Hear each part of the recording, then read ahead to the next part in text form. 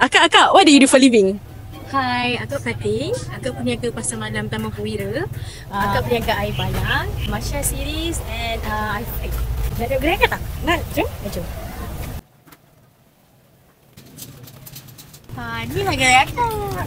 Ni untuk bahagian sini kita ada air free. Okay, yang ni ada matcha and then kopi. Yang paling famous ni untuk kopi caramel. Paling bahagian sini selala ni dia matcha strawberry. Paling favorite ni yang paling best sekali vanilla blue lah. Nak try tak? Boleh juga. Jom. Okay, so sekarang ni saya nak tunjukkan cara bancuhan air best selling dekat sini iaitu avocado coffee. Jom. Mula-mula kita akan penuhkan cup dulu dengan ais. Okey, lepas tu kita akan masukkan ke shaker. Dan kita akan ambil flavor avocado daripada Misla. Kita guna sebanyak 40 gram. Lepas tu kita akan guna susu pekat 20 ml. Alright. Cun. Lepas itu kita akan letakkan fresh milk 110 ml. And then kita akan shakekan dia.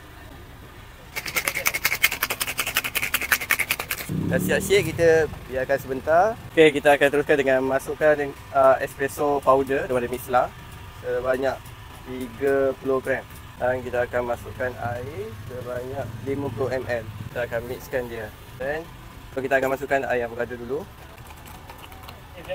Dan kita akan masukkan espresso. Okey, siap. Waktu bulan puasa, kita akan berniaga bazar dekat bazar Ramadan. Tapi kita hanya berniaga air balang bersama dengan kuih lah, tepung pelita. Dua bazar, iaitu bazar Terimbayu dengan bazar Kebun Baru. Kalau nak try, boleh datang ke bazar yang kami sebut tadi lah. Okey, bye.